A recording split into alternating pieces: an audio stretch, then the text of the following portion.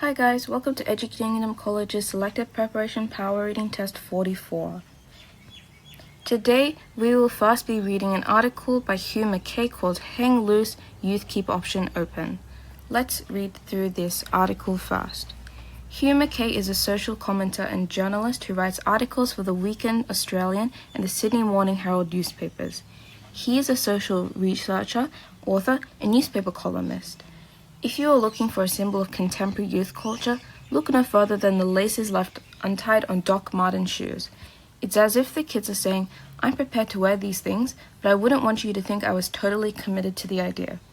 As usual, the rising generation are sending us a message from our future, so we'd better listen. Australians born since the mid-70s don't share their parents' and grandparents' anxiety about the rapid rate of change and its destabilizing effect on our society. For them, constant change is the air they breathe, the water they swim in. It is simply the way the world is. They are the generation for whom the women's movement was an established historical fact, the generation who take equality between the sexes for granted, and who are infuriated by older people, especially older men in senior positions, who still don't understand that personhood is a gender-neutral concept, and still haven't grasped the essential difference between yesterday's view of women and today's. They know that 50% of university students are women, that 45% and rising of the workforce are female, and that girls can do anything they choose. They know that most mothers have paid work outside the home because that's how it is for their own mothers. They don't expect mom to be there making peanut butter sandwiches when they get home from school, and they vaguely wonder why she even bothers mentioning the fact that's what her mother used to do. On the other hand, roughly 750,000 members of this generation live in a household where no one is currently earning any wages, so the reality of unemployment is pretty stark. Even if their parents have work, at least 30% of young Australians are facing the bleak prospect of a labour market that doesn't want them, at least not yet. If you have applied unsuccessfully for 200 jobs as a respondent in one of my many research projects, what would you do next? To older Australians, the sharp rise in the divorce rate over the past 20 years seems cataclysmic, shaking the very foundations of the institution of marriage. But to the rising generation, nothing has changed. From the time they became aware of the nature of marriage and divorce, they had known that lots of their friends live with one parent, so what's the big deal? Do you imagine that contemporary children and adolescents exchange information about their parents' marital status in darkly whispered confessions behind their hands? Do you think that living in a one-parent family feels like a heavy burden for kids to bear? Think again. Almost 1 million dependent children are in precisely that situation, which doesn't mean that it's always fun for them, but it does mean that they're hardly worth mentioning. In any case, having one parent at home might sometimes feel like half the burden of having two. To the intense irritation of their parents, the members of this generation are able to program the VCR without even reading the manual. Having grown up in the thick of the information revolution, what revolution? They know today's technology is already obsolete by the time they get to their hands on it, and that smarter things are constantly coming over the horizon. They know there's an accessible drug culture in every town and suburb, and that street kids are part of the scene. No wonder they've embraced the gritty realism of the new writing for young people. Paradoxically, they're also our most dependent generation, staying at home for longer and relying on social security in larger numbers than any previous group of young Australians. Like any generation before them, they are responding to the world as they find it. To what other world could they possibly respond? Not surprisingly, their experience of impermanence and unpredictability has taught them one big central lesson: keep your options open. So they are inclined to hang loose, to postpone commitment to a career, a sexual partner, a political party, a set of religious beliefs, a brand, or even to whether they'll be home for dinner tonight. For many of them, that is an exciting, liberating approach to life. Those flapping shoelaces can be a sign of confidence, freedom, flexibility, and adaptability. But not for all. The lack of a clear focus and the absence of a stable framework can also breed insecurity, uncertainty, and an aching sense of alienation. In the wait-and-see world of the young, even the symbol of untied laces is ambiguous. Let's look at question 1. Question 1 reads, in the context of the passage, what does the term destabilizing effect in section 2 mean? A. Allowing a society to become more technologically advanced. B. Allowing a society to become more materialistic. C. Creating a society that is full of uncertainty. And D. Creating a society that is already more aware of its democratic rights. So already, let's cross out a few answers. We can cross out A because they didn't mention any technological advances in that certain beginning of the article, if you read through it again, because this destabilizing effect is in the beginning here. And technology was only mentioned towards the ending, as you can see when they're mentioning VCR.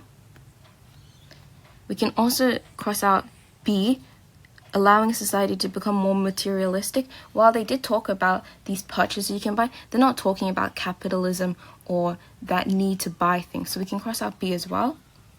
We can also cross out D, creating a society that is more aware of its democratic rights, as here they weren't talking about politics. So we know that it's C, creating a society that is full of uncertainty. And we know that because they use this extended metaphor of the untied shoelaces.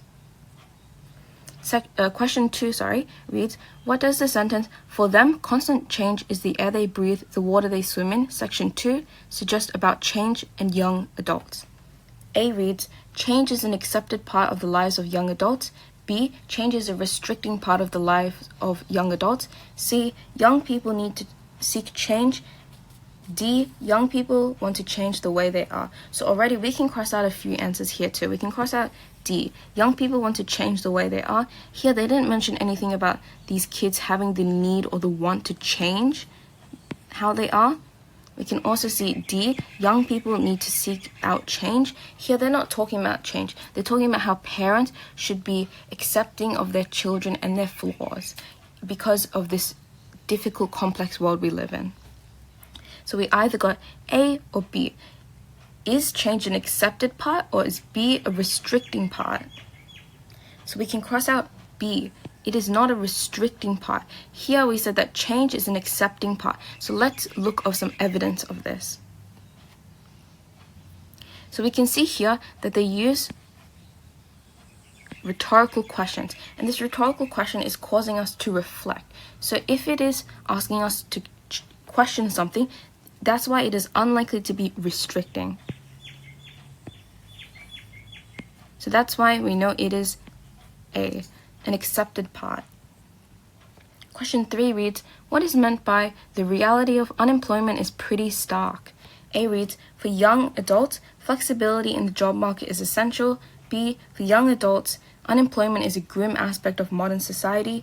C, young adults are not committed to pursuing a career. D, young adults are not fully aware of the problems of unemployment. So we can cross out 2 answers automatically. We can cross out A and we can cross out D. The reason we'll cross out A, flexibility in the job market is essential, while that statement is true, this is not what they were mentioning in this article. And in D, young adults are not fully aware of the problems of unemployment. Here, they're not talking about these issues of unemployment. Here, they'd be talking about either B or C. Let's look at C. Young adults are not committed to pursuing a career. Let's see if this statement was made.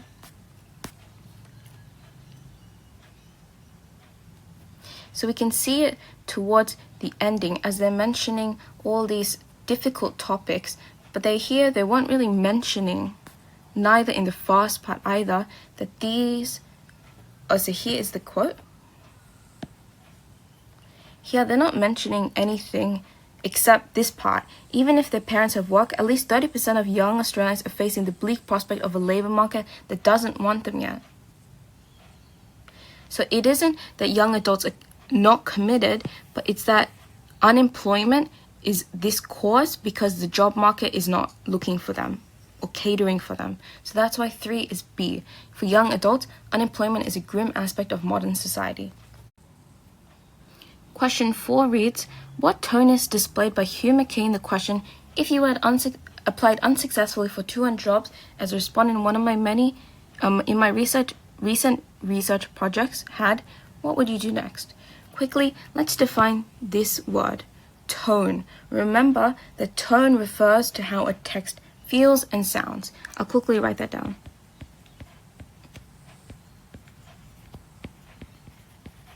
So if this is still not really something you understand, I'll use this analogy. Think of the tone of my voice. So let's read through the answers.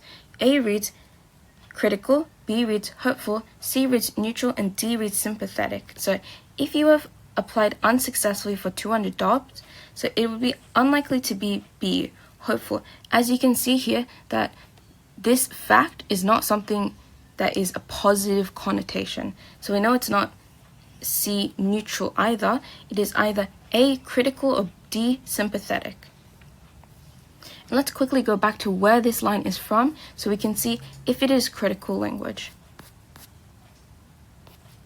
And we can see the line here, like the previous question about how young Australians aren't getting jobs because this labor market is not interested in them.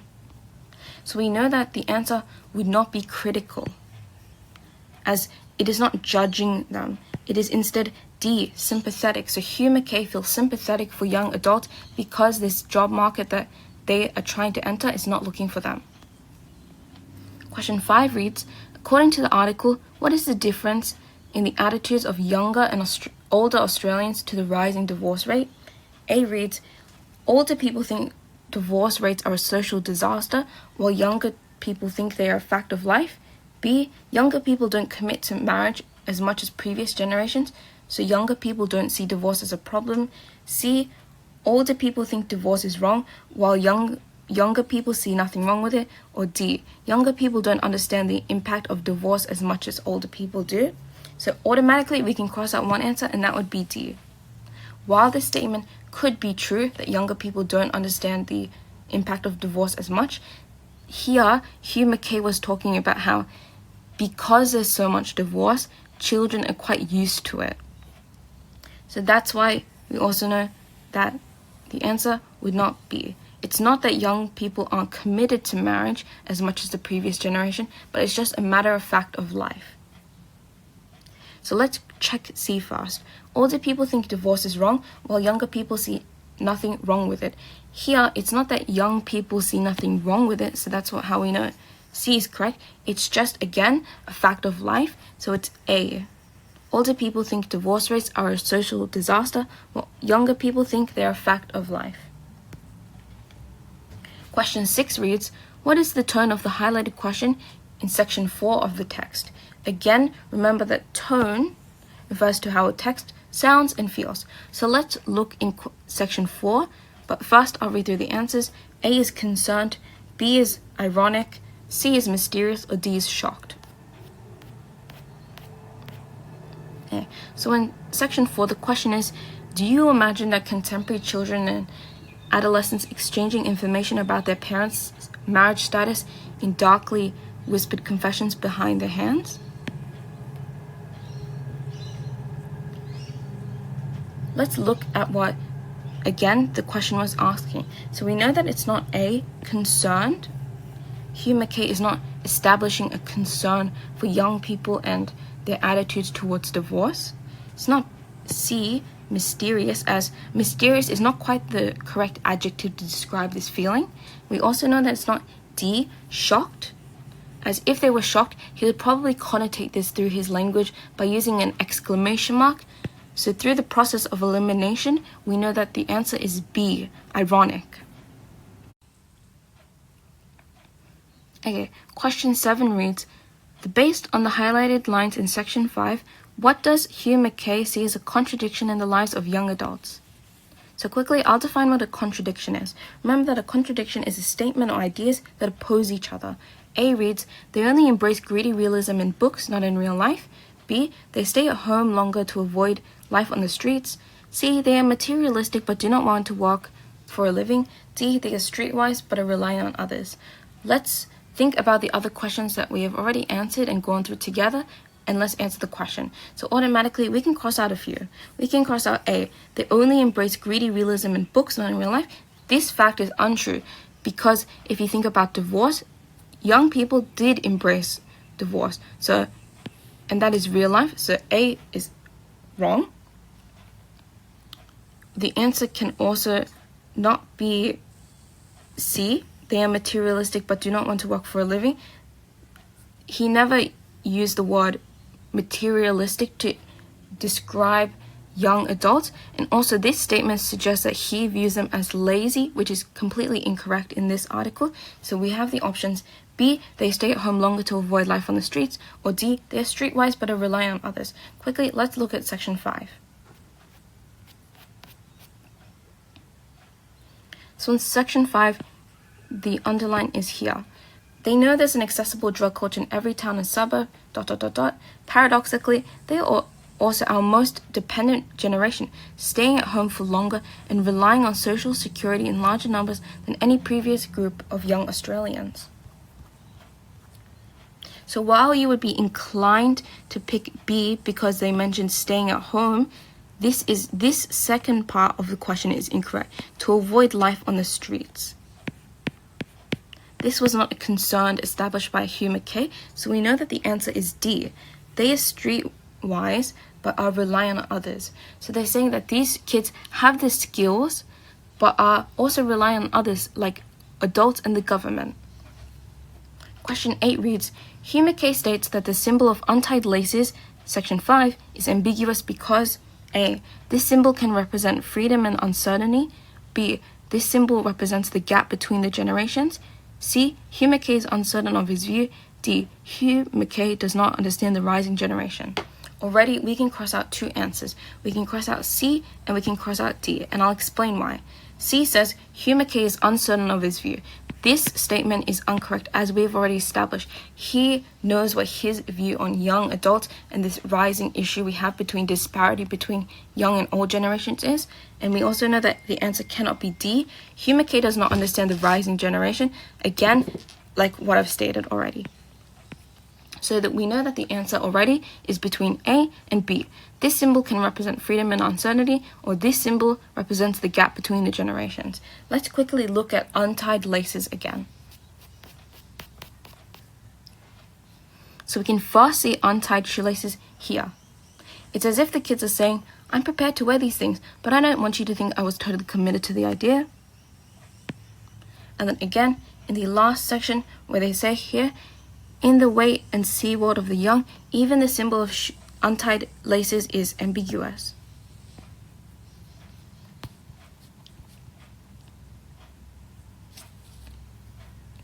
So as we can see, the answer would not be B. The symbol represents the gap between the generations. While that's true, the untied shoelaces, if you remember the first part that I read, is not talking about differences in generation. It was talking about C.